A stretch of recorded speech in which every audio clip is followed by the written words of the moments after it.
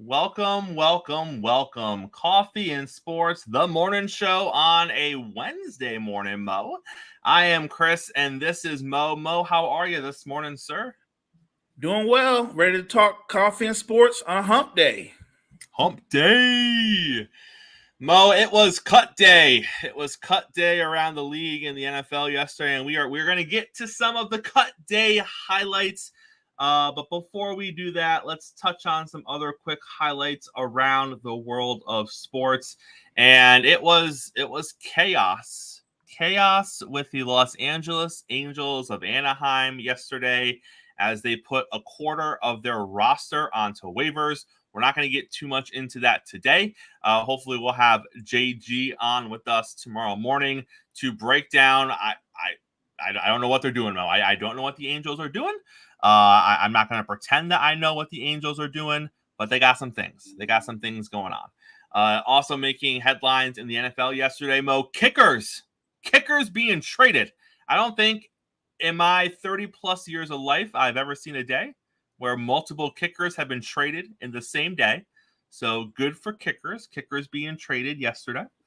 In the world of world basketball, I guess you want to say, the Team USA is rolling. Mo, they are rolling right along, as expected. So Team USA is doing their thing. And Mo, let's start the show off today.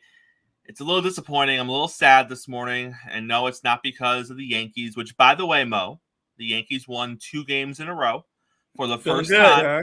for Feeling the pretty first good. time since the beginning of August. And I have to look at this, Mo, and be like, is this what it feels like to be a Tiger fan? That's or wrong. or a Royals fan? Like, I don't know. Like, I legitimately, Mo, I'm sitting here last night. I'm not watching the game. It's on in the background, and they won like 4-0 or something. And I'm sitting there. I'm like, hey, we won 2 and all right. We could be starting something here. And then I'm like, Chris, shut up. This team is. Don't say that. This is a terrible team. But I guess this is what it feels like to be a Royals fan. I I don't know. I don't know, Mo. I'm just I, saying. I can relate. I can remember a few years when the Lakers were struggling, and I thought, I've become a Clipper fan. This is what it's like to be a Clipper fan. It's, Painful. it's Very a painful. it's a rough existence. But Mo, as a Dolphin fan, yesterday was supposed to be the day that the Miami Dolphins made the big trade, the big swing for Jonathan Taylor. Unfortunately, if you're a Dolphin fan, or maybe it is fortunately, we'll get to that in a second. But it did not happen. Jonathan Taylor remains an Indianapolis Colt as of this morning, and at least, Mo, for the next month, because he is still a Colt, he has been put onto the PUP list, which means that he will not be playing for the first 4 games of the season. So he will not be making his NFL debut potentially until the 5th week of the season, depending on what the Colts do with him once week 5 comes around. But getting into it, the Dolphins, Mo, were in it right until the end. The Dolphins actually made multiple offers to the Colts for him, but the Colts went on record as saying they did not receive an offer that was fair market value. So, Mo, let me ask you this. You don't want to pay your running back. You acknowledge that he is not worth 10, 12, $15 million. And we think that JT wants somewhere in the 12 to 16 range. We think that's kind of where he wants to end up. If you look at the top 3 or 4 running back contracts in the NFL, he's going to be somewhere in the 12 to 16 range if he's going to get that kind of money. So we assume that's where he wants to be. The Colts have drawn a line in the sand. We are not paying that. He is not worth that in our mind. We are not going to give him that money. So, Mo, I have to ask the logical question. You're telling the world he's not worth 12 to 16 million, but then apparently you want a haul for him if you're going to trade him. Because it originally came out that they wanted a first round draft pick, and Right. everyone Correct. was kind of like, well, that seems a little high. But now, and Miami hasn't come out and said anything as far as what specifically they asked for. But the comments that have come out of Miami makes it seem like it was more than just a first round pick. The first round pick was the opening point for the discussion, but apparently it was more than that. So, Mo, how is it that you can say he's not worth top running back money or really top money at all, but then you expect the team to come out and give up major assets for him when that team knows that if they do trade for him, they're also going to have to pay him. Right. In all fairness to JT, he's made it clear he wants to get paid. So any team that's going to trade for him at least is aware of the fact that they need to pay him. So now you need a team to give up a first round pick, maybe a second or a third, and pay him. What world is that logical in, Mo? It's probably logical in the world of Jim Irsay, because I don't think Jim Irsay was really dealing fairly. I don't think he was genuine in his pursuit to make this trade happen. I'm still going to hold true to the fact that I believe Jim Irsay had no intentions of moving Jonathan Taylor. So what do you do when you don't really want to move somebody? You ask for the moon and the stars. You ask for a deal that you know any team with a good front office is not going to make. They're not going to make it. And I think Miami did everything possible, maybe even offered up more than they had planned to. And the coach still turned around and said no to moving a player that they don't value. That's Jim Irsay saying, no, I think I'm going to keep you here for a while longer. We might trade you after you come off the PUP list, or we might sit you some more, but he's in no rush to move Jonathan Taylor. I really believe Jim Irsay, he's doing this strictly based on spite. Well, Mo, Jonathan Taylor has updated his Twitter account. He is now I'm sure he always was this, but now he is promoting the fact that he is a proud pizza franchisee. So he is really getting on the grind in the pizza franchisee business. So I wish him all the luck for the next month as he delves elbow deep into the pizza business. And in this economy, Mo, you know, the pizza business in this economy is a grind. I'm just saying. So that man's got his work cut out for him. Especially if you're just coming out of nowhere. Exactly. Right? Exactly. So Mo, what a show we have lined up this morning. We got Will coming on the show in a little bit. We got Jory coming on the show in a hot second to talk some basketball with us. So Mo, speaking of basketball, we talked about this a couple days ago, and Giannis said some things about how he wants the Milwaukee Bucks to kind of prove that they are in the winning mentality if he is going to stay a Milwaukee Buck, you know, for the long term. And we're about to bring Jory on the show right now to discuss Giannis a little bit. But Mo, we talked a couple days ago saying, shouldn't he already know kind of what the Milwaukee Bucks mindset is, or what their mojo is there? But Mo, he came out yesterday with some more in-depth comments, and we're going to discuss those now with Jory. So let's bring Jory on the show real quick. Good morning. Good morning. Jory, how are you? Jory.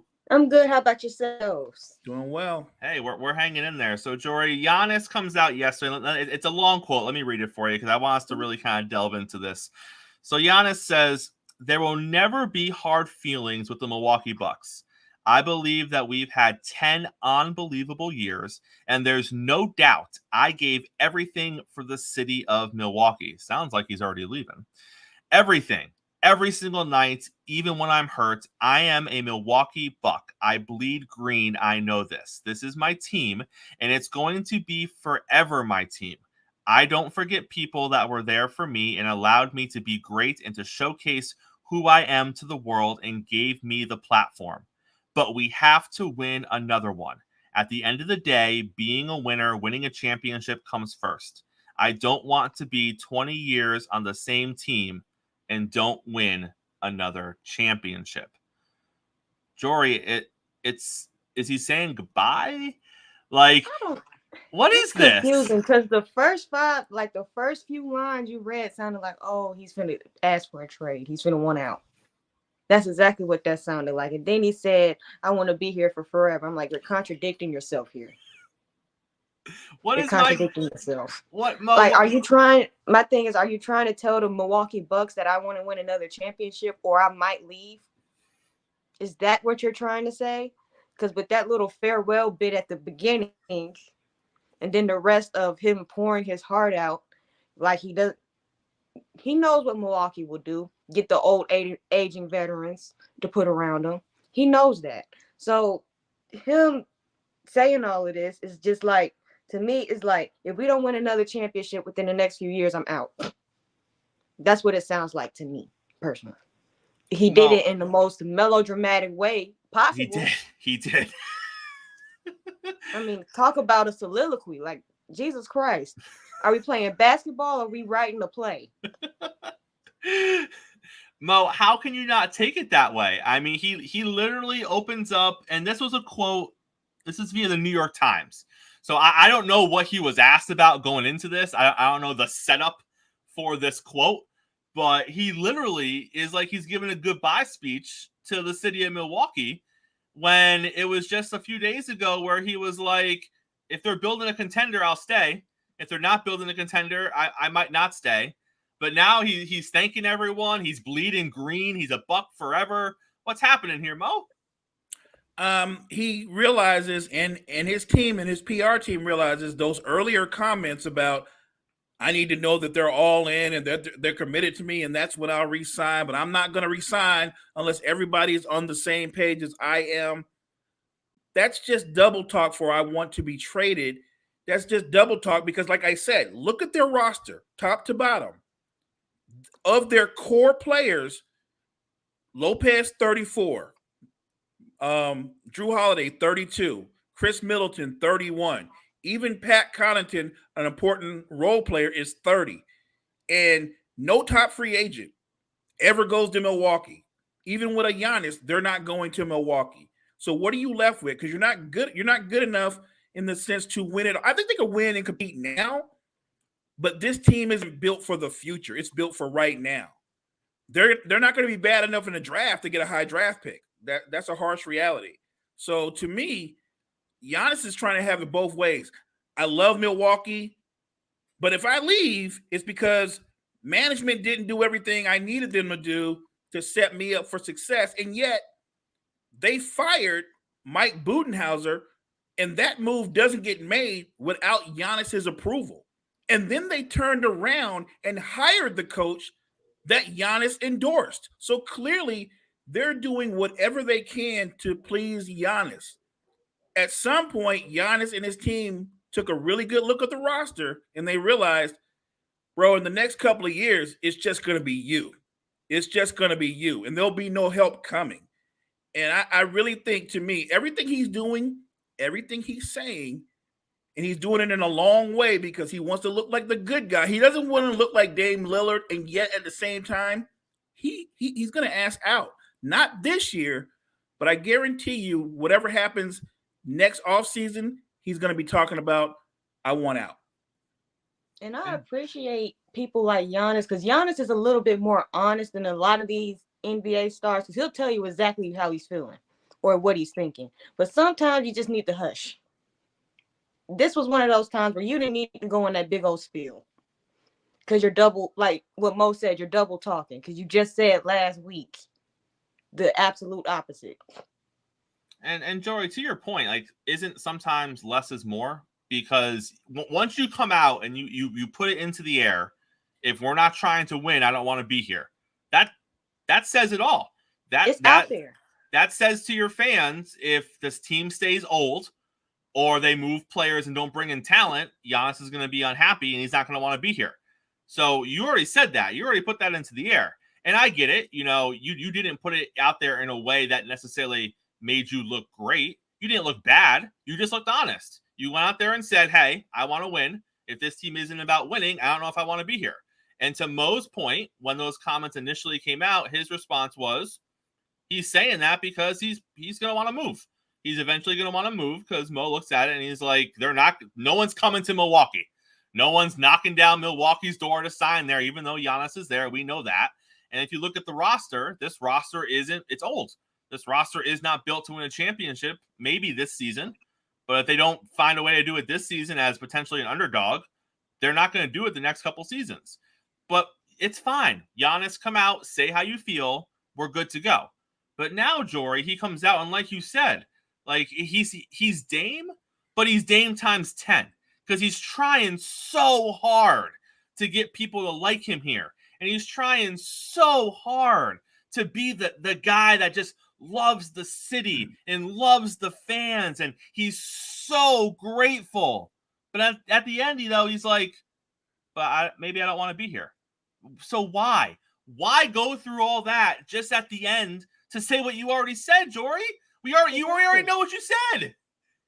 You already know you said if they don't put some pieces around me that aren't 35 and touching 40 and give me a young star, I'm out. He already said that. So why are you saying, oh, I bleed blue and I bleed green? No, you don't. No, you don't. Because if you did, you wouldn't have said that in the first place. I love Giannis, but he's trying to thread a very thin needle, right? He's trying to thread a very, very thin needle. He wants to look assertive and say, I need things to be a certain way for me to stay, but he doesn't want to look like Dame, where he's like, I haven't won here, so this is where I want to go. I'm ready to leave. He still want to look. It goes to show you, Giannis is known as a good guy. Once you want out, once you demand a trade, it's hard to always look like the good guy. And now he's trying to thread that needle and be like, I want out, but I love everything we've done over the last 10 years. And without saying it, because he never mentions names, he is calling out his teammates. He really is calling out his teammates. He's not saying it so much, but if you know basketball, if you know their situation, if you know their roster construction, he's saying I need better teammates. So let's pivot to this. We're still going to stay in the realm of basketball. I know, and we've all had these conversations. We all have our lists. We all have the greatest NBA players that we like, and everyone makes their list differently. But let me present this question to both of you, because I saw a stat this morning, and it kind of blew my mind a little bit, and it made me ask this question. The question is this: when we talk about the greatest basketball players of all time, regardless of what your criteria is, on some level, are we all being ridiculously disrespectful to Wilt Chamberlain? And I asked this question for this reason.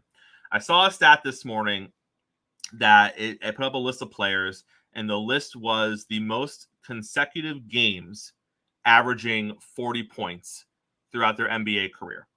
And here's the list. It was the top 5 list. Number 5 was James Harden with 20. Number 4 was Rick Barry with 22.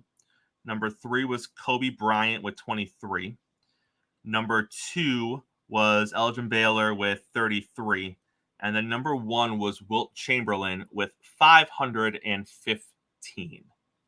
Mo, how can a man who averaged 40 plus points, 515 games in a row, how can a man like that be consistently overlooked today when people are talking about their greatest player? Is it because we didn't see him play? Is it because the game has changed? I mean, he did this in an era where there wasn't a 3-ball. I mean, the 3-ball is so prolific in today's game. You can argue that a player getting up to 40 is more common because the 3-ball helps you do that. But he didn't do that in a time where that was a part of his game or a part of the game in general. So I guess, Mo, let's start the conversation off with just your kind of take of why isn't he viewed maybe as high as others think he should be based on his stats? So let's start here. I'm older than either of you. And so I've seen basketball further back, and I never saw Wilt Chamberlain play. Like, that's how far back he goes. Only thing I know about Wilt Chamberlain, the numbers are staggering. I think if you've ever seen his numbers, even today, they're staggering. But I never saw him play. I've only seen the highlights. And when you look at what some of today's players and today's analysts say about him, they don't help the case. They don't honor him. They say things like, look who he played against. He was playing against plumbers. So they diminish him.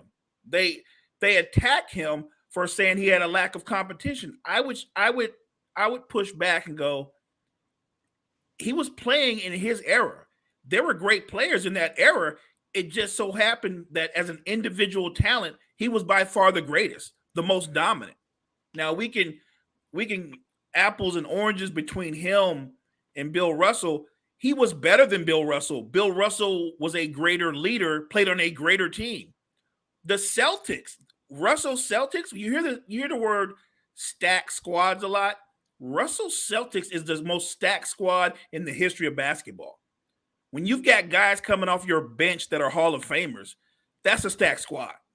Everybody on those, Hondo was a six-man, and he went to the Hall of Fame. Like, Don Nelson is in the Hall of Fame. I only knew Don Nelson as a coach, but apparently he was a Hall of Fame player with the Celtics in the 60s. Who knew? So I'm just saying, I think Wilt Chamberlain is underappreciated. We all do our top 10s. A lot of people don't even have them in the top 10. And to be fair, I have to look at Wilt Chamberlain. I have to look at Bill Russell.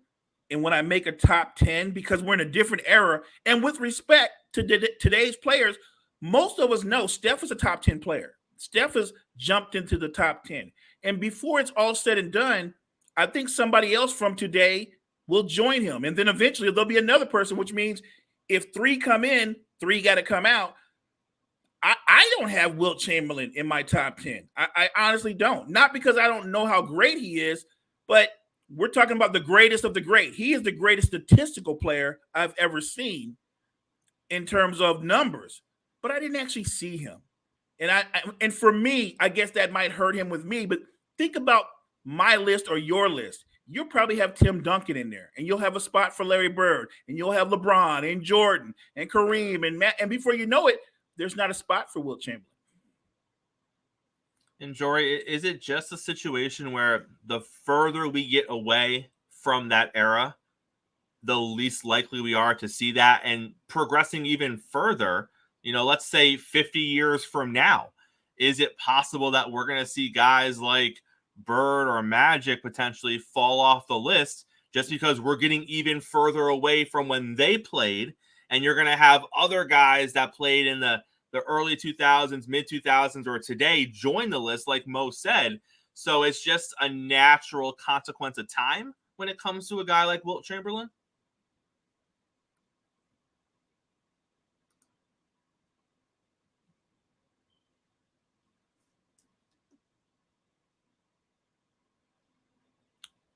Jory, you are on mute. But you're making a strong point. But you made a strong point. Make it again. It's like, it is like a consequence of time. Because like when you think about that time period, were there video cameras around to see highlights or anything? Because I don't know. You're talking about a time that's like the 60s, 70s, 50s. I don't know. Somewhere down that line. So of course, as the time, like as generations change, the players, of course, are gonna a lot of these players are gonna like Wilt Chamberlain, because today they discredit him because of what Mo said, the type of talent that he played against. He did it in an era where there was no 3-ball and he was playing against teachers and Walmart cashiers. So that's what they used to discredit him, and it's because we didn't physically see it. We weren't around to see it, so we couldn't judge it for ourselves. So in that type of, with that statement, yeah, it's because of the time and how far we are separated from it. That kind of makes it kind of, I don't want to say irrelevant, but it kind of falls off a lot. It's not irrelevant because you can't just drop 100 points in a game and not be relevant. But it was so long ago, and there's no video proof or anything that we just chalk it up to, oh, he's not playing anybody or anything. So as the time goes on, yes, more players will start to fall off that type of ledge as the generations get newer. That makes sense. Mm-hmm. No, I'm with you. Look, Chris, to your point, there may come a time there'll be no Kareem in the top 10. That's not impossible. That's, that could be 20 years down the line, or 40. But at some point, you're going to be like, man, Kareem and Magic, they're still at number 15 and number, you know what I mean? Like, they're going to be in the 16s and 20s. That may very well happen. Look, some guys are so transcendent, they'll probably be in the top 10. I think for obviously decades, Russell has been in the top 10 primarily because he's the greatest winner in NBA history. And I think you've earned that kind of respect by being the greatest winner. I think by default, he should be in the top 10. Now, some people would argue, no, look at Wilt's numbers, and he's a greater individual player. I totally agree with that assessment, But I think people in this era, numbers have a role, but they do value winning more. And it's interesting, Mo, because I mean, look at a smaller scale. Take a look at a player like an Allen Iverson.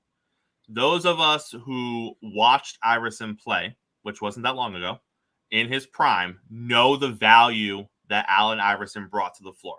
They know that he was a guy. And although, is he a top 10 greatest player of all time? I would say no. But if you look at what he did for the game, there's a group of people, a large group of people that have a lot of respect for Iverson's game and what he accomplished in the league. But you look at some of our young analysts today that maybe didn't see Iverson play or caught the tail end of Iverson's career, they don't view it that way.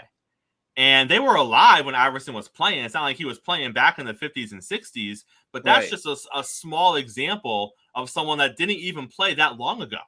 I mean, he was in the league, 15 or so years ago, and even him today, he's viewed a little differently. He's not viewed with the same cachet as other top 10 players that played during his time. Great point. So that's just on a smaller scale, an example of the further removed you get from these things, the more people not necessarily forget, but the perspective changes. And Jory, she is, in my opinion, she has an amazing basketball intellect, but Agreed. She is a younger basketball analyst. And she's right. She never saw Wilt Chamberlain play. And she takes on the same kind of mindset as a lot of our up-and-coming basketball analysts who are on ESPN and TNT today, where not only did they not see him play, they may not even know necessarily when they played. Because it's not relevant to what they're currently doing. They know everything there is to know about the current players, and they know everything 100%. there is to know about the previous generation of players. And some of them even know the generation before that. And you're still not talking about Wilt. Today, the previous generation before that, you're still not mentioning Wilt Chamberlain. So, Jory, I fully agree with you. If you jump 3 generations ahead and now Wilt's 7 or 8 generations back, you're definitely not talking about him anymore. And it just naturally makes sense that more people are going to fall off the list that we have now as we add a few new ones on into the future. It's a really interesting way of looking at things. And it's funny how you mentioned Allen Iverson, because I barely remember Iverson playing, because I was born in 2001. So I barely remember any of that. Yeah, and like I said, he played within the last 2 decades. And you have people that love basketball will talk to you for days about Kobe and whatnot, but then you mention AI and they're like, oh, he was all right. He was all right. Wasn't he all right? He was all right, Bo. Right. Wasn't he all right? Right. He was a little bit all right. Here's the thing, though.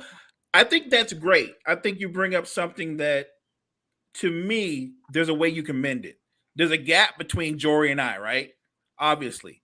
But if we're on a panel together and we can have a fair discussion, because sometimes the discussions sway way to the left or way to the right on who's great or who isn't great, I can acknowledge how great and how special a lot of today's players are. I absolutely can. And the comparison thing is always hard because we always talk about the different eras.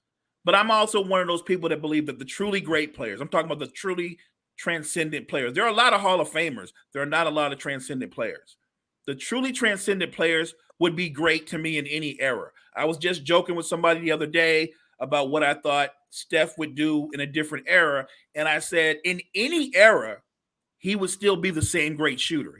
In any era, he's going to shoot the way he shoots. And we think of Steph as just a shooter, but he can actually put the ball on the floor and get to the basket and attack you with floaters and things of that nature. So he's more than just a shooter.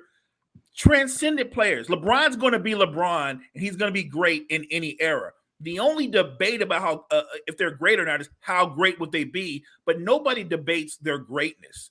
Steph changed the game. Chris, you brought it up. When you make your top 10, a lot of it has to do with people who changed the game. That cat literally changed the game. It is common now for guys to take 20-plus shots a game, and 11 of those 20 shots are threes. And that's common, and that's because of Steph Curry. 100%.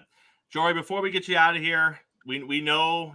I mean, as Giannis bleeds green for the Bucks, you're bleeding for the Tennessee Titans. Give us real quick on your way out. What is your prediction for the Titans this season? I believe that the division is going to be tight between us and Jacksonville. Like, if you know how the AFC or the NFC South works, you know that these teams always end up ruining each other's seasons later on down the road. However, so I mean, I'm looking forward to that. But one thing I'm looking forward to my Titans is like my defensive line. It's going to be really good this year.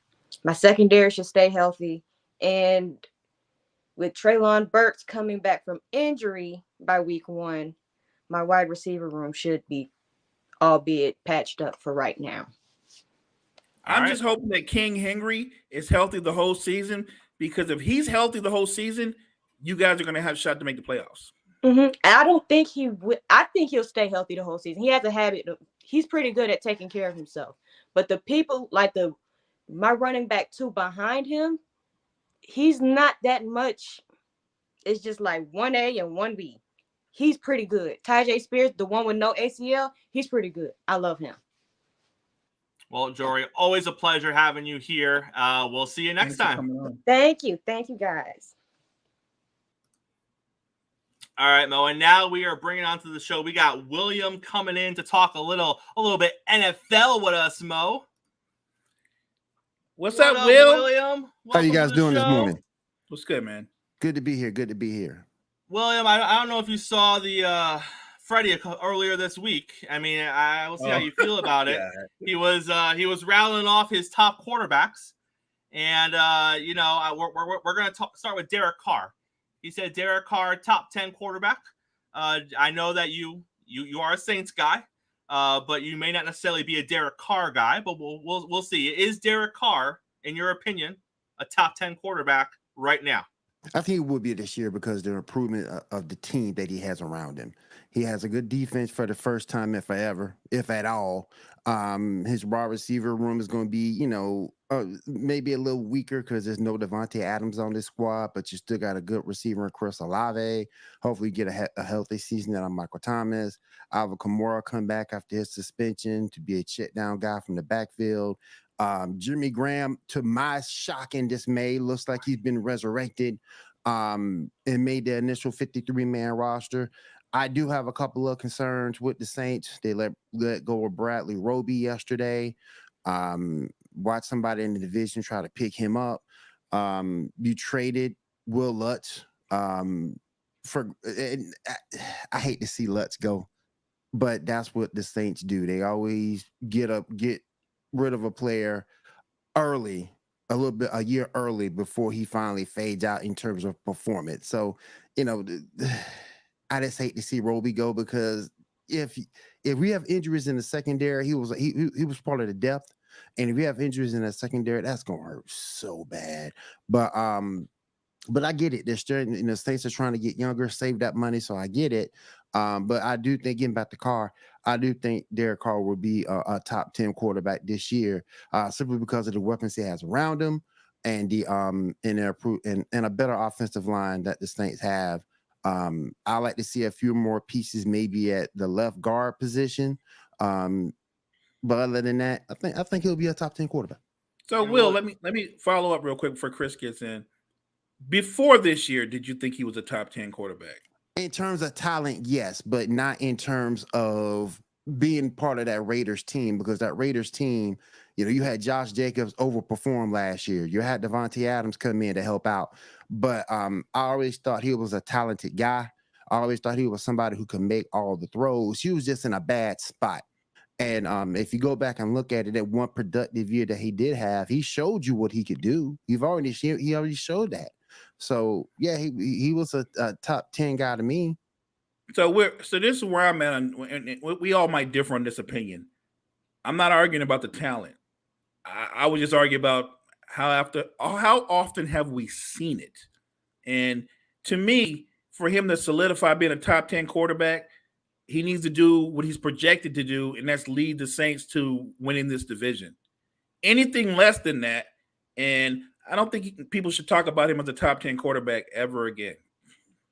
He definitely got to get it done. Don't get me wrong. I'm not excusing that. He definitely has to get it done. He does have to No, go I'm out there just and I'm just perform. saying that there are other guys that are really talented. Maybe people want to attack them for various reasons, but Kirk Cousins has been really good. I know he hasn't won a title, but he's been really good for But a the thing long with time. Kirk Cousins, but the thing with Kirk Cousins, I will say, sometimes Kirk Cousins can fade. If you Sure. go back and look at games, sometimes he can fade. One day he looks like a world beater when he's going into Buffalo to beat the Bills. Next time he can look like trash when he plays against the Detroit Lions. He's not consistent enough to really be put in that spot. And that team around him, at least in past seasons, was pretty good. Right, but Offensively.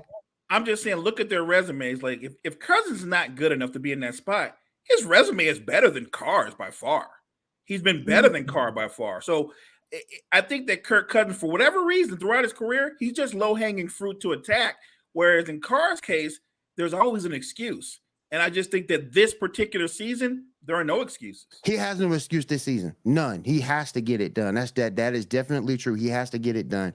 Look, because like I said, the whole defensive thing with the Raiders, yes, that's true. They never had a top 10 defense around him.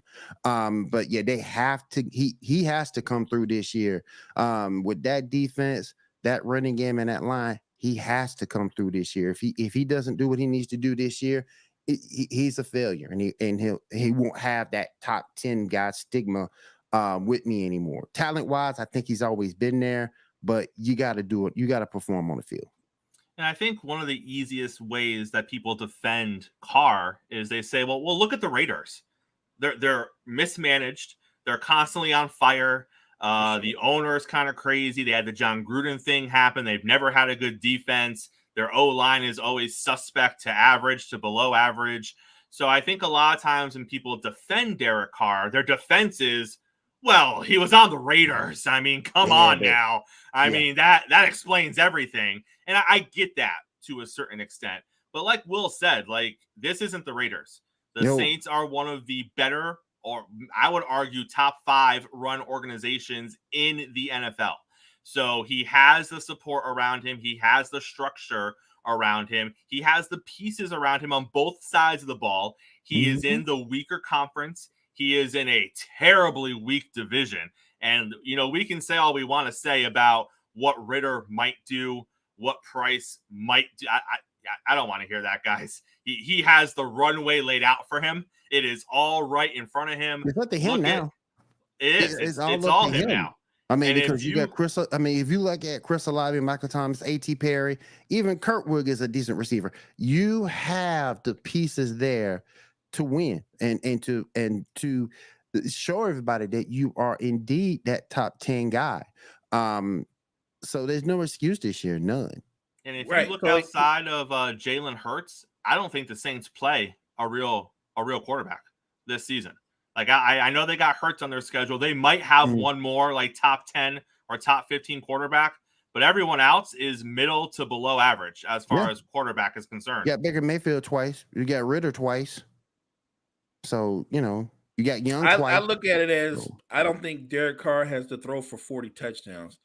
I just think that with that defense and some of the playmakers he has, his job is not to turn the ball over. I agree. He didn't have to make the sensational play.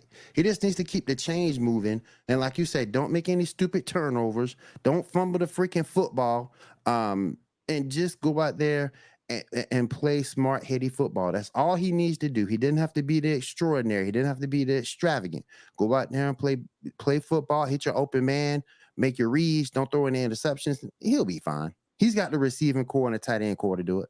Now, Will, you mentioned the surprise release of Bradley Roby. Alontae Taylor is there, and he's getting all the talk in the wake of Roby's release.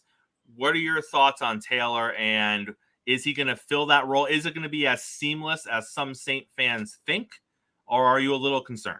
I'm a little concerned if he gets nicked up or if he get hurt because, again, Roby was the depth. But he has played well this preseason. He's learned a lot being a young player. I like him. I just hope he can stay healthy. That's the problem with the Saints secondary recent years, or the Saints period, is health. They have to be able to stay healthy, particularly back in that secondary now with a lot of your depth gone. And I just can't believe some of the stuff that they did. Look, scared money don't make no money, and I understand that. But come on, man, you mean to tell me a lot of let's for a rookie? That's hard for me to swallow. It's still hard for me to swallow. Cause I love Will. Yeah, they haven't been the best the past 2 years, and his performance has gone down somewhere. And again, Saints like to get rid of players a year but ahead rather than a year behind. But for a rookie, I don't know. Because at some point you're gonna come down to close games, and you don't know how he's gonna perform in those close games. Well, when you love a team, if you truly are committed to a team and you love that team, in your life, management is going to drive you crazy several times. Yes. Trust me. And this is another move. I just don't get. And why we helping Sean Payton anyway? Well, I think that's why. I think it was a favor. The Denver Saints. Oh, they look like the Denver Saints. Who back Adam Troutman's there. Will Lutz is there. Look, the Denver Saints. Come on, man. I think Sean made a call and was like, guys, you know you're gonna get rid of him next year. Like, I'll give you someone right now for him. I'll help you out. You help me out. I'll help you out. If it wasn't Sean Payton, I don't think they make that move. But the compensation was sick. Yeah, a 7th rounder. That's a thing of cookies and cheese doodles. Come on, man. And we've seen. Ask the Cleveland Browns. How was their rookie kicker last year? They just cut him because he was terrible. Yeah. You don't know what you're going to get with rookie kickers. Yeah, you just don't know. You don't know, and that's my concern. That was my concern. Sometimes it works out, but more than likely it don't. So let's pivot to the New England Patriots. Bill Belichick, he turned it up to another level yesterday, gentlemen, when he was like, I'm going to cut all my quarterbacks except for Mac Jones, and we're just going to roll with it. And then you have beat writers in New England trying to put the positive spin on it, being like, no. He did cut the entire quarterback room except for Mac Jones, but it's because we're going to sign him back on the practice squad. Okay. You still cut them. It's one thing to cut your 3rd string or 4th string quarterback and hope you can get him back on the practice squad. It's another thing when you cut every quarterback except for Mac Jones, who we're not even convinced that Bill Belichick likes because he keeps doing things to the offense to hinder Mac Jones. Right. So, Mo, what do you make of Bill getting rid of the quarterback room aside from Mac Jones? It was as a surprise move after I seen this offseason, besides the Trey Lance trade. It was insane. But as soon as it happened, the first thing I thought of is, does that mean Colt McCoy gets a job now? Right? Like, I have to assume you're going to want somebody who is a capable backup. Is there any more capable backup, a guy that's been a backup for many years, but he seems to fit everywhere he goes, than Colt McCoy? So I thought instantly they're going to go get Colt McCoy. Now, after hearing what you said, that they plan on re-signing them to the practice squad, which is still funny in itself. I don't know if I'm those guys. I might be trying to look for employment somewhere else. The practice squad, like you're still going to have somebody right behind QB1. And you said it yourself. Belichick's not really crazy about his QB1. When you look at the moves he's made, he hasn't made moves that directly said, we're going to help you out, Mac Jones. We're going to get you this guy. We're going to get you that guy. We're going to give you more playmakers. Now, I've seen some of the additions that they've added, but look, Juju Smith-Schuster is a number 2 at best. And I think he's actually overrated. I think he's really a 3. So I'm not sure that's the playmaker that Mac Jones was looking for. New England still puzzles me. They've got a great defense. Nobody can tell me that Belichick doesn't know how to coach football, but some of the moves that he's making, they're kind of puzzling because you know that Mac Jones doesn't push the ball down the field, right? So I know they're going to try to rely on the run game. They do have talent at the run game. They just added Zeke, so they're going to have a veteran presence, a short yardage guy, great in pass protection. But you need playmakers on the outside to help out your quarterback, or at least a tight end that can hurt people in the seams. And they haven't really locked in on that position as well. So I'm looking at New England, and I think they'll be competitive because they always are. But I think if Patriot fans are thinking about making the playoffs, I don't think so. And Will, Zappe started games last year. I think he actually won a game or two as a backup quarterback last year. And then their other quarterback, the rookie, I believe his name is Cunningham, he was impressing people. He's a hybrid. He's a quarterback / receiver, but he was impressing. I would argue he was probably the most impressive younger player in Patriots camp this preseason based on his athleticism and some of the plays that he was making. So Belichick turns around and he cuts a backup quarterback that was serviceable and won for you last season when Mac Jones wasn't there. And he cuts the most talked about player in Patriots camp in probably 2 or 3 seasons. What's he doing, Will? Well, Does he first just of not all- care? Well, first of all, this tells you that there was actually no quarterback battle between Jones and Zappy. That's the first thing that tells you. Right. There was no quarterback battle there at all. Second, they don't think another team is going to snag Cunningham from him. So more than likely they'll be able to sign him back. As far as Colt McCoy is concerned, I wouldn't be surprised if Colt McCoy makes this team. I would not be surprised if they bring him in, sign him on a 1 year, $5-6 million to sit on the bench. That's some good money to sit on the bench. But I'll sit on the bench for that much money. 5-6, a couple of hits in there. I'll do that for $5-6 million. But I just think that, and this is one of the few times, and y'all can mark it down. Freddie's in the chat. What's up, Freddie? This one time me and him agree. It's time for Bill to go. It's time for him to go. He doesn't seem to have an offensive direction for this team, and he's been lost since Brady left. And he has no offensive direction, no quarterback that can push it down, that can push the ball down the field, no wide receiver that can really get down the field. Because I agree with you, Mo. I think Juju is more of a third receiver than he is a number 1 receiver. So, in terms of personnel on the offensive side of the ball, no. That right there in itself tells you it's time for Bill to go. It's time. Defensively, he's solid as anybody. That defense is solid in New England. I'll give him that. But the offensive side of the football is in shambles right now. I'm going to take it a different way. I'm going to say maybe Bill knows exactly what he's doing. Because of this, maybe in his mind, you don't need a backup quarterback because nothing's going to happen to Mac Jones when he's handing the ball off 40 times. This is true. Bill, I really think he is going to run the ball down the throat of every team he faces this season, or do his best to try to do so. And Mac Jones ain't going to be back there dropping back 3-step, 5-step drops. It's going to be screen passes. It's going to be a quick play action. Mac Jones isn't going to get hit in Bill's mind because he's only going to be passing the ball 15, 20 times a game.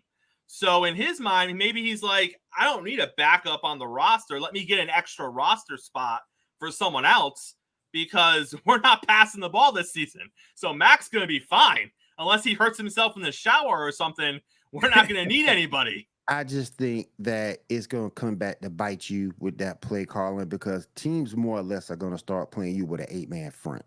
And when you go against a real good defensive team, particularly in that division, Dolphins have a solid defense. The Jets have a solid defense. And when they play 8-man front, they can come after you. So I at some point, it's going to bite you in the butt if that's what he wants to do. I was never a fan of Mac Jones at Alabama. So a change would definitely have to be done at some point, I think, for the Patriots to find success once again. He's been lost since Brady's been gone. And I'll keep saying that till I'm blue in the face. He's been lost since Brady's been gone. Also in the AFC East, gentlemen, we have the Buffalo Bills. It was announced yesterday that Von Miller is starting the season on the PUP list, which means that he is going to miss the first 4 games. Those 4 games include the Jets, the Raiders, the Commanders, and the Dolphins. Now, I'm not concerned about the Raiders and the Commanders games for Buffalo. Maybe I should be a little more concerned about the Commanders. I think they might do some things this season. I think Buffalo is going to steamroll the Raiders. But Will, if you're a Buffalo fan, it's not ideal to play the Jets and the Dolphins early in the season without Von Miller, with everything else that's been happening in the offseason with your offense and all the expectations on Josh Allen, and another year without Dable. Drip, drip, drip. All these kind of little leaks are happening in Buffalo. is Von Miller kind of the thing that could push it over the edge, and we could see Buffalo start 2-2 or 1-3, or is the defense good enough to overcome for the first 4 games? They need Von back badly. They need him. They really need Von. They really need him back badly. I just think that with the offensive issues that they have, I still don't trust that running game. I don't know if Josh Allen's gonna keep doing his thing. If they're gonna give Damian Harris carries, if they're gonna give James Cook carries, what are they gonna do? I don't know what they do with that. Stephon Diggs is gonna get a lot of targets. All the targets. He wants all of them. The targets. Every target will. But I think, you gotta look at your tight end spot too, because Knox is gonna get some run. Kincaid's gonna get some run. I like Kincaid. He's gonna get some run. So, but that defense, you got to have him back there. You got to, because that defense is gonna start. They might go 2-2. They might get the Raiders. They might get the Commanders. But against the Jets, a team who just got Aaron Rodgers, who I think would be a better real-life quarterback than a fantasy quarterback, with his reworked receiver core and everything they're doing with Breece Hall, who should be back, man, they need that defense to be at its best, because those two teams are going to be on full cylinders. But in Miami, they're going to be spectacular as long as Tua can stay healthy. That's going to hurt. That defense needs to be at its best. And if it's not, they're going 2-2. Mo, and it's, again, I say it till I'm blue in the face. Josh Allen is a roller coaster. It's literally ups and downs, ups and downs, ups and downs. And the way this season is setting up, Mo, it might be a roller coaster ride for Buffalo. I can see them losing week 1 to Aaron Rodgers. Once you lose in your division to the Jets, who are supposed to be a playoff contending team, now you're like, oh crap, we're down a division game. We're 0-1. The Jets are 1-0. Buffalo will rebound, right? They'll beat the Raiders. Maybe they win a close game with the Commanders. That's a little closer than we thought it was going to be. But now they're 2-1. Well, what if they go to Miami and they lose to Miami? Now you're 2-2. You're 0-2 in your division. Right. And now where are we? Because I don't think that's good for them. If they start off 2-2, but they lose both their division games, you still almost have to look at it like, are we the 3rd best team in this division now? Because we lost to Miami and the Jets. We beat up a crappy Raider team. We beat up the Commanders, who most are projecting to finish 3rd or 4th in their division. Well, if they start off 2-2 and lose both division teams, that's not the look they want either, though, correct? It's not. This is a team that still has Super Bowl aspirations. This is a team that a lot of people still project to win this division. I don't, but a lot of people still project them to win the division. Don't forget, this defense last year was 2nd in the league in points against. So it's a good defense. They have talent on the defensive side of the football, but Von Miller is the guy that, even at this advanced age, is still a tough matchup. His first 2 steps off the ball, it's very few guys can match that. Von Miller is one of those athletes that's going to age great, like Julius Peppers. Julius Peppers was an impact player into his late 30s. I think Von Miller is that kind of guy. He's going to be one of those kind of guys. Remember, he only played 11 games last year, had 8 sacks. Definitely was on pace to have double-digit sacks again. He's that much of an impact player. So to me, it is a concern, because as a matchup, I'm just talking about as an individual matchup up front, he's the only guy that's an individual matchup when it comes to like protecting your quarterback. His speed, his ability to get around the corner and diagnose plays, they're going to miss that enormously. And I know it's only 4 games in, but like you said, Chris, it's very possible that they could go 2-2. And if you go 0-2 in that division, which is going to be a lot tougher than it's ever been. Look at that division top to bottom. That's a problem. And now you're adding additional pressure to Josh Allen, who we know, if there's too much pressure on his shoulders, it makes him start forcing passes. You already have a wide receiver that wants 200 targets anyway. You already have that. So he's going to be forcing the ball to that guy anyway. But if they get down in their division, it could get ugly. I'm not going to say something crazy like they won't make the playoffs, But you make a good point. If they do end up being the third best team, as good as that division is, 3 teams are not going to make the playoffs. I just think too. That's agree. when the running game comes into play, because you're saying when he feels pressured, he's going to throw some picks. That's when I think that running game really is going to come into play. And you also going to have to look at the fact that you're going to have to expand that playbook more. Stefan's going to have to make a sacrifice at some point, because you have to get Gabe Davis involved. You have to get Kincaid involved. Knox will catch a few passes here and there. James Cooks can come out the backfield and catch some passes and make something happen. But at some point, you just can't be looking eyes straight down at Stefon Diggs. You can't. You have to make changes. You have to make that adjustment in order to be effective. Gabe Davis is more than capable. Kincaid is more than capable, even as a rookie. Knox is more than capable to come through with a couple of catches here and there and throw in some key blocks. They're gonna have to open that thing up to more personnel, and Stefon's gonna have to just get over it.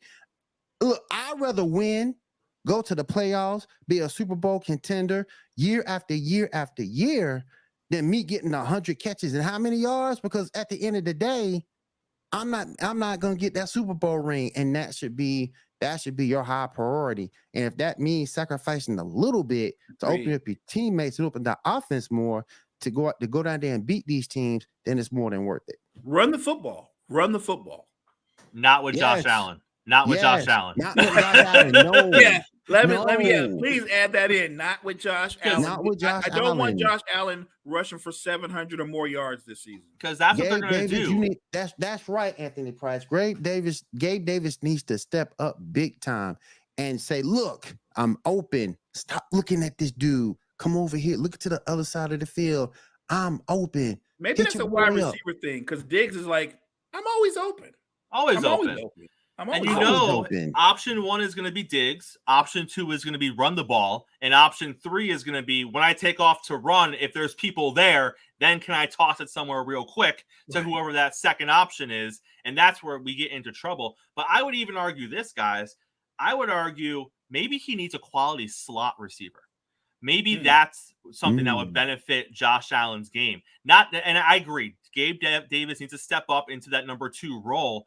But if he stays the inconsistent version of Gabe Davis that we saw last year, because he had highs and lows last year. So if he continues that this year, maybe what they're missing is that Cole Beasley type role. And obviously Cole Beasley is past where he needs to be in the NFL.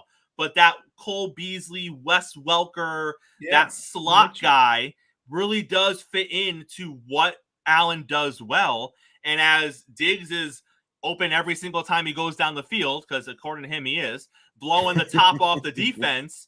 You need that slot guy coming in underneath and doing business. And like Anthony Price said, maybe that is going to be Kincaid this year. We don't know. But if Josh Allen can develop a quality slot receiver, even if his number 2 is inconsistent, that's going to change the entire look of the offense. It would. It changes everything. It also opens up the offense, because a good slot receiver is going to move the chains. You're going to move the chains. You're going to be great on third down. If you've got a great slot receiver that can beat one-on-one coverage, which they will receive, or find those pockets in the zone, it's going to change the whole offense. So I'm with you. If they've got somebody on that roster that can be an effective slot receiver, Buffalo's offense is going to open up completely, because like you said, Diggs is going downfield. He's either running a 9 route or a deep seam or a deep curl route, but he's not catching anything short. So the middle of the field is going to be wide open for somebody. And if Josh Allen keeps being Josh Allen and being, 50% in the middle of the field when he's under pressure, what's going to happen? We're going to come back to the sidelines and we're going to see Diggs doing this. A lot of this, because he was open down the field and you threw an incomplete 8-yard crossing route, and Diggs ain't going to like that. I'm not so sure that even if the slot receiver catches the touchdown pass, Diggs is not going to go, I was open. You didn't see it, but I was open, just so you know. Guys, Jake Browning, if you don't know the name, you might need to know the name, because he is the gentleman who won the backup quarterback job in Cincinnati, beating out Trevor Siemian. And one of the things that we're not really talking about is Joe Burrow. Is Joe Burrow going to play week 1? Everyone's saying he is. Everyone's saying Burrow is on track to play week 1, and maybe he is. But people are also talking about how he's not walking right now, not because he can't, but because he's trying to speed up the recovery process from his calf strain. He's not practicing. He's not walking around the calf right now because he's doing everything that he can do to be ready for week 1. Will, if he's not there week 1, how much of an issue is this? Is it just we missed week 1, he's back week 2, or are you more concerned than that? I'll be more concerned for the rest of the. I'll be more concerned not only just for week 1, but the rest of the season. Part of his game is running the football. When he I mean, don't get me wrong, he'll throw the ball downfield more to a very set of receivers than Josh Allen would, but a lot of his game is predicated off the run. So if you can't run the football, you turn him into a pocket passer at that point. And not to say he can't do it, because that's what I'm looking for as a fantasy owner, for him to get back in that pocket and throw more touchdown. But part of his game is also running the football. When push comes to shove. And if you're not walking right now and you're not coming out there in week 1, something wrong. Mo, are you concerned? Do you think it's just maybe he misses week 1, he's back week 2? How long do you see this being a talking point for Burrow this season? If I'm a Bengals fan, or if I'm in that locker room or that coaching room, I'm concerned. This is my franchise quarterback. This is the most important player in my franchise. This is arguably, here's the crazy part. It's early in his career. It's very early. But he's on a path already to being the greatest quarterback in Bengals history. I'm just saying. I'm just being real. And I hope, as a fan, it's just a calf. I really do. I hope it's just a calf. But like you said, if he's not really walking, and you're not really testing it either. You're not running. You have to test it, right, to be ready. And if you're not really testing it, I don't see you showing up week 1 ready to play. That just doesn't make sense. So I'm very concerned, because week 1 could turn into week 2, and this is a team that's projected to win 12 to 13 games, be a legit contender to be in that AFC title game. And with the loaded AFC, with the quarterbacks that we have out there, you don't want to be the Bengals and get off to a slow start. But more importantly, you don't want to have one of those seasons where when Joe Burrow does play, he kind of stays banged up throughout the season, right? That the calf is a consistent problem. And maybe it's not just a calf. Again, I'm a fan.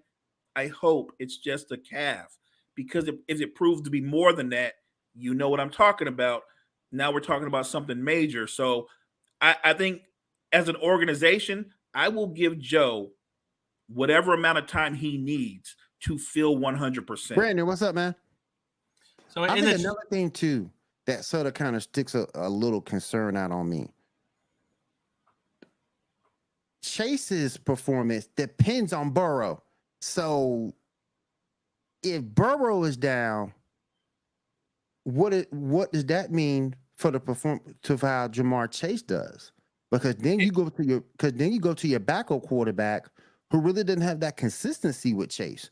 So that's going to hurt with Chase and Higgins. That's going to hurt in both ways. And now you depend more on Joe Mixon. And I don't know if I want to depend more on Joe Mixon or not.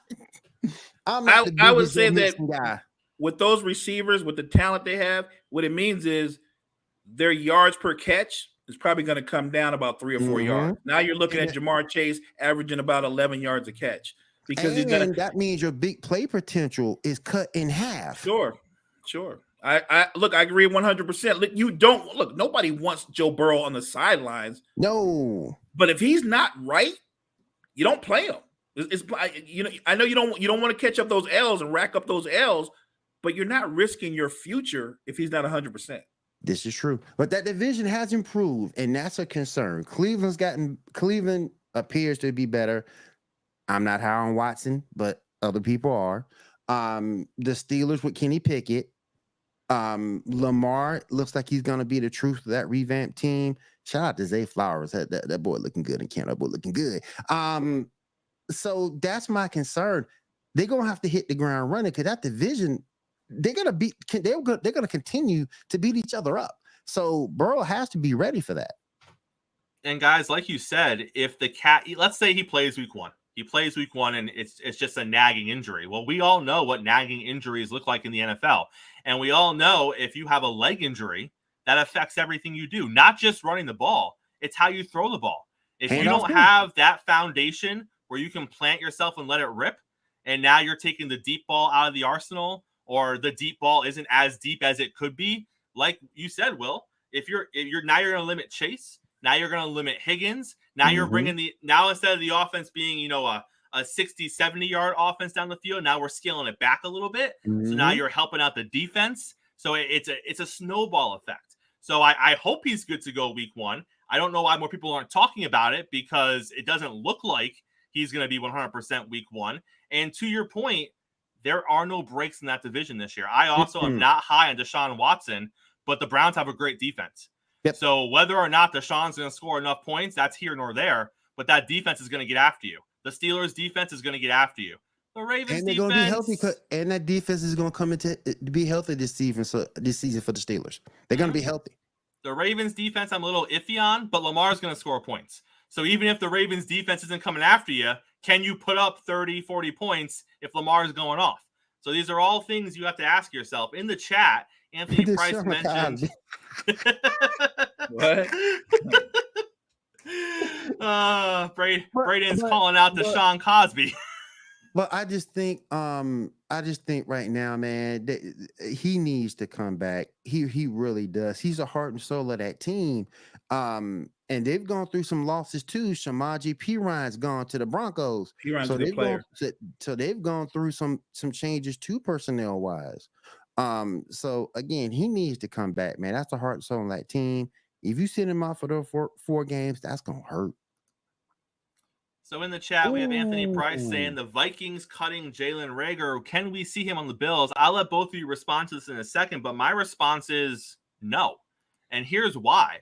The Bills have had opportunities to sign a number 2 receiver.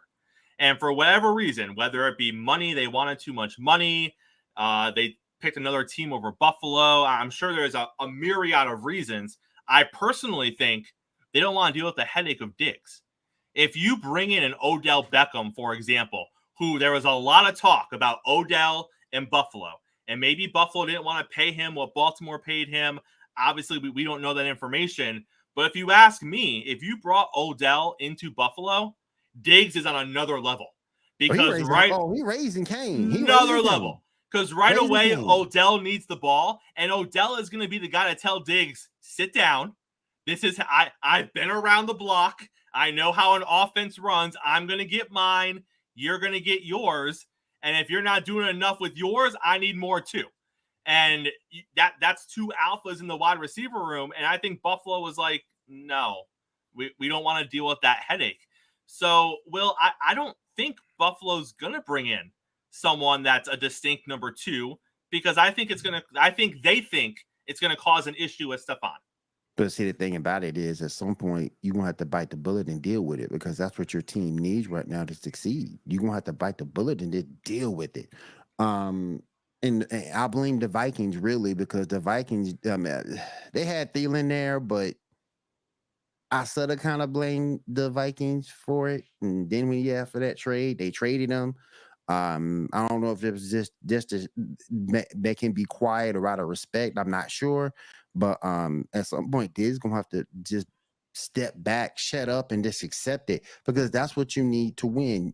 You just can't be the focal point. Case in point, look at the Eagles. AJ Brown can say the same thing. I'm open, but does AJ do that? No. And you look at Devontae Smith be successful, Dallas Goedert be successful. They spread and the first guy to around. cheer them is AJ Brown. Yeah. You look at AJ and say, "Hey, I got all the talent in the world. Throw it to me. I'm always open." But no, they go to Devontae Smith. They go to Dallas Goedert.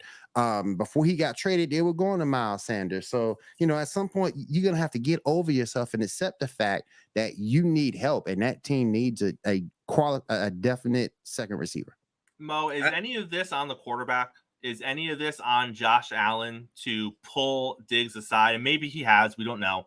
But is any of this on him to be like, listen, do your job. I will get you the ball when I can get you the ball, when it is most beneficial to the offense and most beneficial to the team. but I'm not going to look at you every single time because we have other guys in this team that need to eat. We have other guys in this team that we need to have invested in the game so that they can get targets and they can get receptions and they can help us win. Because what happens, Mo, if they double team him, which a lot of teams do, now what? Josh is going to, and he does this. We've seen him do it. He forces throws into double coverage. And sometimes Diggs makes a phenomenal play and, he's all hyped about it. And other times it gets picked off or it's incomplete because he's thrown into double coverage. So is it on Allen at all to kind of be like, just shut up and do what you got to do? Because he's done it subliminally. He's come out this preseason and said things like, this receiver's looking really good. He just puts his head down and does his job. And people are like, oh, who isn't doing their job, Josh? Right. Who isn't just putting their head down? Like, we know who you're talking about. But is it on him to kind of reel Diggs in and kind of set the tone? Or is it a lose-lose situation for him? So I think it's on him because I think he needs to point out to Diggs, if I can get production from the other guys, if they're playing well, if they're running their routes and they're impacting the game, they actually make the game easier for Diggs. If Gabe Davis is not inconsistent but playing at a high level, if you're getting production from the tight end, it makes it harder to double team Stephon Diggs. He needs to understand that you can eat more if these guys play well, if these guys are productive. There's a big picture aspect to this that Josh Allen, if he hasn't already pointed out, needs to point out to Stephon Diggs. We can win a Super Bowl and you can still get your numbers, but you can do it within the concept of the team. Other guys are going to be productive. Other guys are going to put up numbers. There was a time in the playoffs, we all remember that playoff game.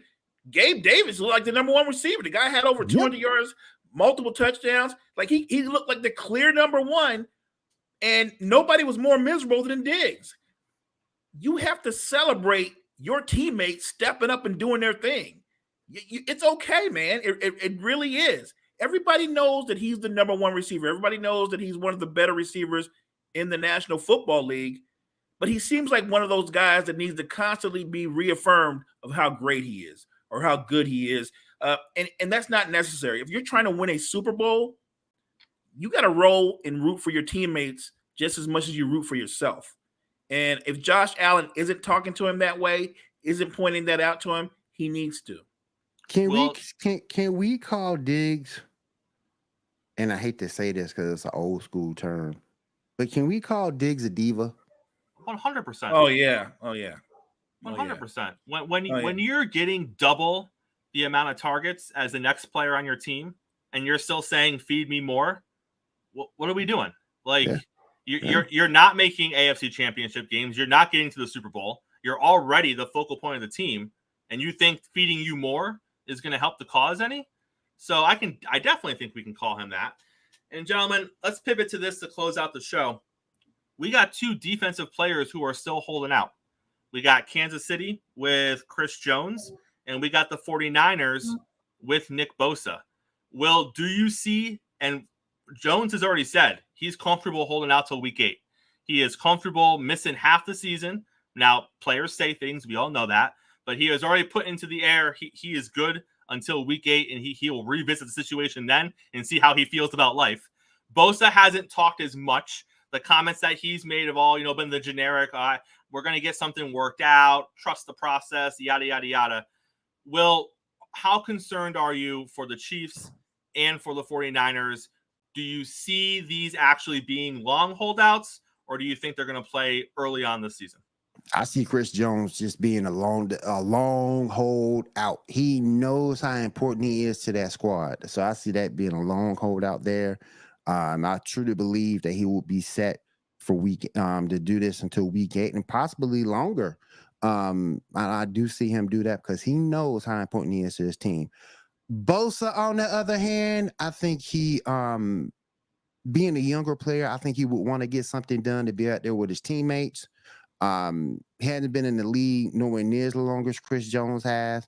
So I think that he will be willing to get something done soon to get out there with his teammates. But I think Chris Jones, he's the real deal. He's willing to sit this thing out week 8, week 9, week 10. Just to prove a point. how important that he truly is, because that defense is going to be remarkably different without him. So I think just for that alone, just to prove a point, he'll sit out week 8, week 9, week 10.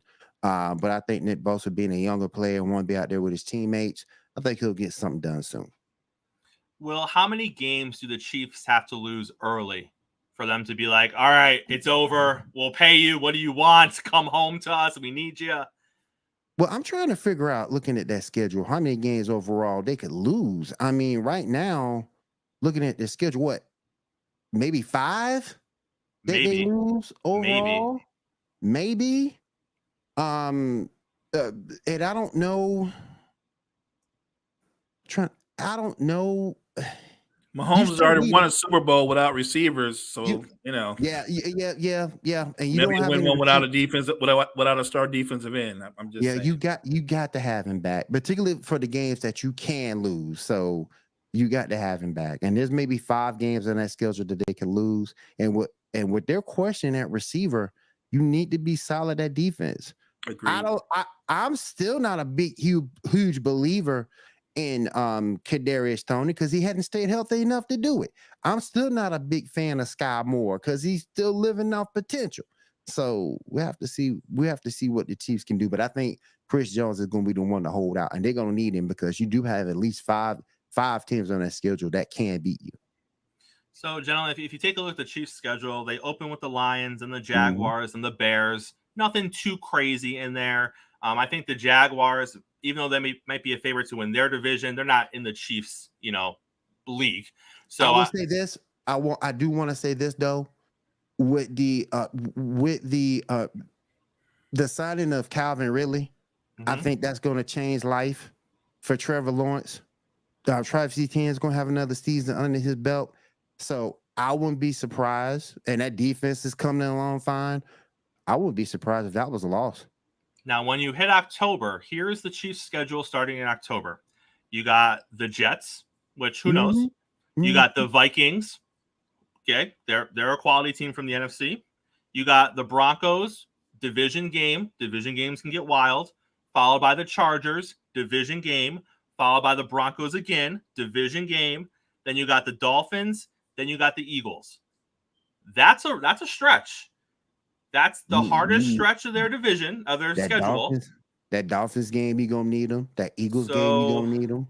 I mean, and those are all in the first 8 to 10 games of the season. Yeah. So if he's missing that entire stretch of games, there's a couple losses that could pop up in there where it could. They're not going to miss the playoffs. Let's not be crazy. No. But there's a couple of losses in there where maybe they're not the 1 seed. Maybe they lose enough games where they're not getting the bye. And now that could impact them down the road. So I think it's something Kansas City needs to kind of monitor as far as what their defense looks like early on in the season. Hey, the man. Well, they should have already done that, Will. They should have done that a month ago. 100%. But apparently we're playing semantics right now. If you know you're going to pay him anyways, does it matter if you pay him now or you pay him 2 months from now? You're going to give the man that money, man. Y'all need to stop tripping. Stop it. Get some help. They need to stop. Just pay that man. He is too important to your team. And your team is already at a flux on offense. You need to be solid on defense. Mo, you're a Niners fan. How concerned are you about Bosa? Look, we have more overall talent defensively than the Chiefs do. But Bosa's a special guy with his speed. We can play him on both sides. He just impacts the game in so many ways. But I'll say this. He's not a veteran like Jones is, but he's an arrogant guy. He is. He's a cocky, arrogant guy. I don't think he's going to be seduced by the idea like, I really want to join my teammates. Bosa's thinking about Bosa. Bosa's not.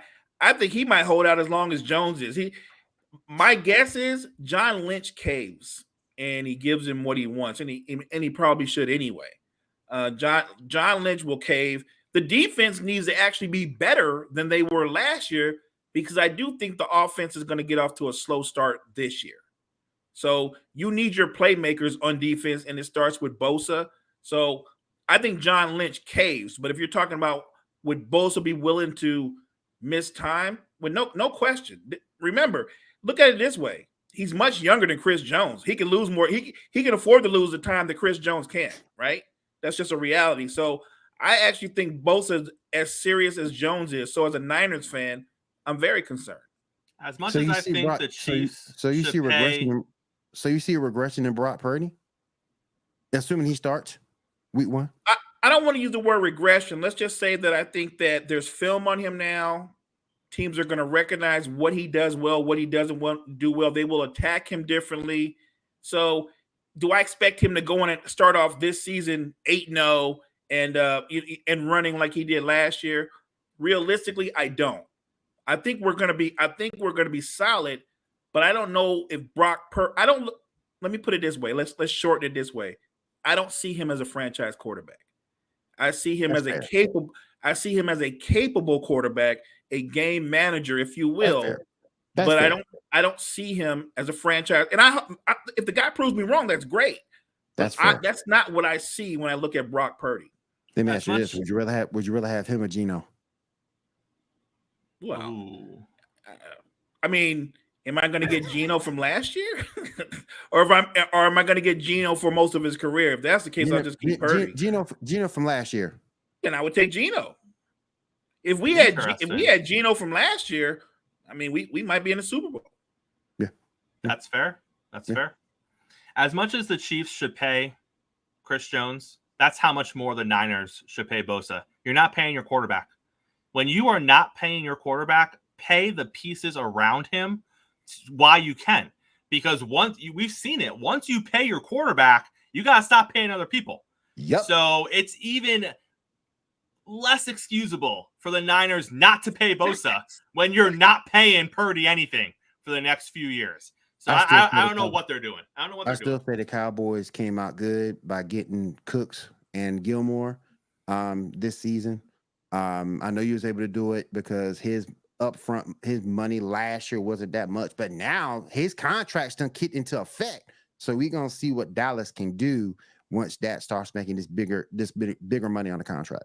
Everybody's in love with Brandon Cooks. Let me ask you guys something.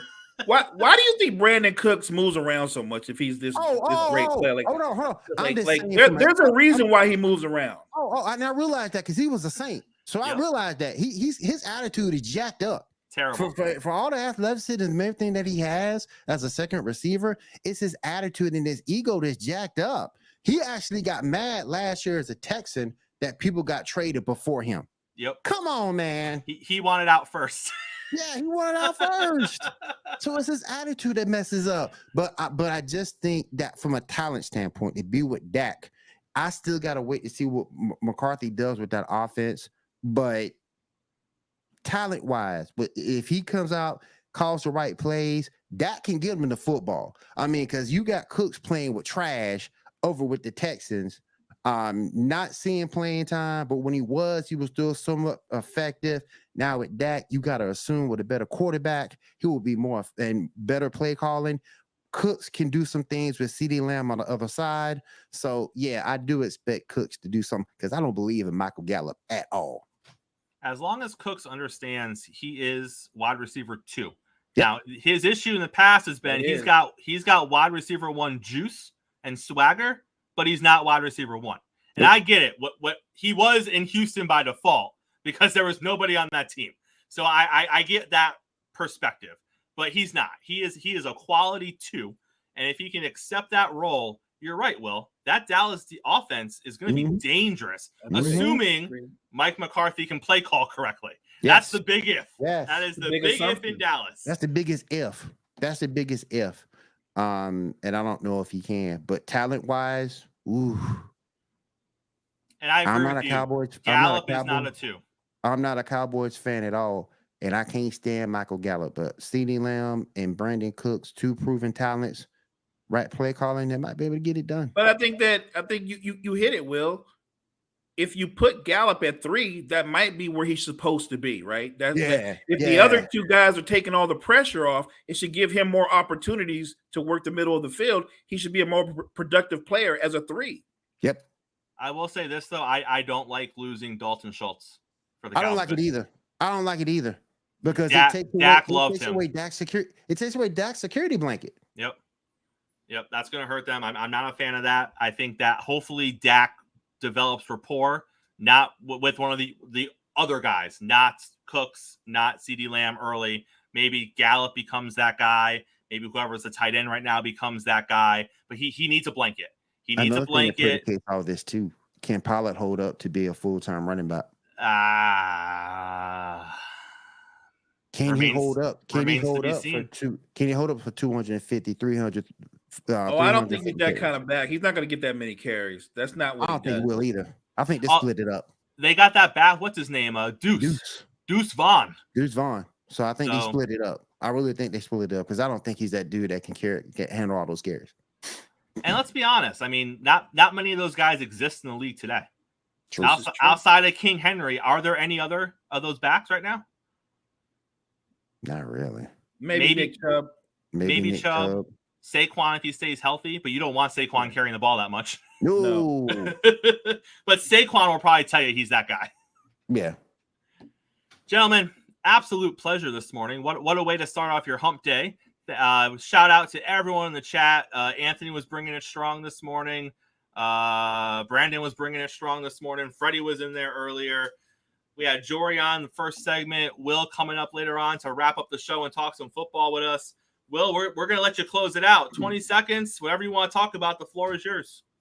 I just want to say real quick, I'm looking forward to one heck of a football season, both college and pro. It's going to be a little bit different this year. I think we'll get some different stars that come through. I want to see what happens with the Jonathan Taylor situation. I want to see what happens with Josh Jacobs. Will he be able to repeat what he did last season? So this is going to be a hell of a season and should be fun. And in the chat, hey, show some love to Dez. Dez says that TCU versus Colorado will be the butter and popcorn this week. Will, who do you got in that game, TCU or Colorado? As bad as I want to go for Colorado, I got TCU. I don't think that Deion has it yet, but I don't think he has it yet. But I think TCU is going to come in there with a little something to prove. I'm rooting for Colorado, but I think TCU wins. Yeah. I'm the same boat, guys. I think TCU wins going away in the second half. I think it's competitive in the first half. I think we see some stuff from Colorado, but I think over the haul, the entire game, TCU is just the better team, and you're going to see them kind of pull away end of the third quarter, fourth quarter. But, gentlemen, pleasure as always. Thank you to everyone who was in the comments today, everyone who was in the chat, everyone who was following us here, Sports Empire Network. Make sure you are checking out all of the content that the network has to offer. We'll be back here tomorrow morning, same time, Coffee and Sports, the morning show with Chris and Mo. Thank you once again to our guests today, Will and Jory. Gentlemen, until we meet again. Thank you.